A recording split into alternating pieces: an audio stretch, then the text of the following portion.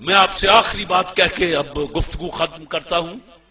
آپ کا حال یہ ہے اس ڈیموکریسی کا کہ 10 قیدیوں کو ایک لائن میں کھڑا کر لیا جاتا ہے اور ان کے سامنے 3 آدمی لائے جاتے ہیں اور قیدیوں کو یہ اجازت دی جاتی ہے کہ ان میں سے اپنا سپرنٹینڈنٹ چن لو.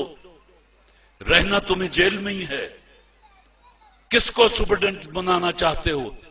آپ سوچتے ہیں کہ بندہ شکلوں مولوی جا لگتا شاید رحم دل ہوئے، آپ اس کو چن لیتے ہیں، وہ بہت بڑا جلاد نکلتا ہے. آپ پھر ماتھا پیٹتے ہیں مر گئے مر گئے مر گئے، پر 5 سال کوئی آپ کو نہیں پوچھتا کہ مرے ہو کہ زندہ ہو.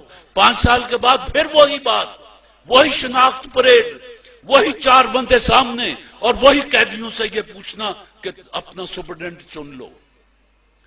جب پڑھ لکھ جاؤ گے تو آج یہی وعدہ، اتنے بندے ہی وعدہ کر لیں کہ نہ برادری کے نام پہ ووٹ دیں گے، نہ کسی جماعت کی ایسے ہی حمایت کریں گے چاہے اس کا لیڈر کتنا ہی کرپٹ ہو یا کتنا ہی بے ایمان ہو.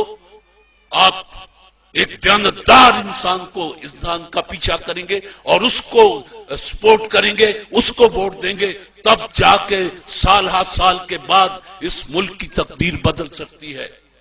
خواتین و حضرات، آخر میں ایک بات کہتا ہوں کہ میرے جیسا ایک مقرر تھا، تقریر کرنے کا بڑا شوق تھا اسے، اور دنیا اسے ہوٹ کیا کرتی تھی اور وہ اور اچھل اچھل کے تقریریں کیا کرتا تھا.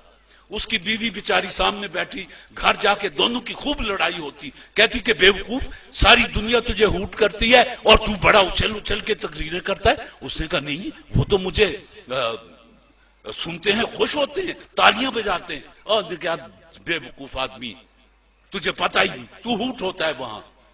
پھر اب کیا کرے؟ اس نے کہا، بیوی نے ایک حل نکالا. اس نے کہا کہ میں سامنے کی سیٹ پہ بیٹھ جایا کروں گی، جب تو پٹڑی سے اترنے لگے گا، یہ ولایت کی بات ہے، تو میں یوں کر کے فلائنگ کس کر دیا کروں گی، تو سمجھ لینا اور تقریر ختم کر دینا. کہنے لگا اے ٹھیک ہے، اے تو معمولی گل ہے. اب وہ لگ گیا تقریر، یہ ادھر بیوی نے یوں کیا اور وہ چپ کر کے جا کے بہ گیا. دوستوں نے 1 دفعہ دیکھا، 2 دفعہ دیکھا، 3 دفعہ دیکھا، آخر پوچھا کہ پاگل، تیری بیوی خوش ہو کے تجھے فلائنگ کس کرتی ہے اور تو تقریر بند کر دیتا ہے؟ کہنے لگا نہیں، میں پنڈو نہیں آیا. انہوں نے کہا بات کیا ہے؟ کہنے لگا کس کے سپیلنگ کیا ہوتے ہیں؟ اس نے کہا KISS. تو اس نے کہا کیا بنا؟ Keep it short stupid.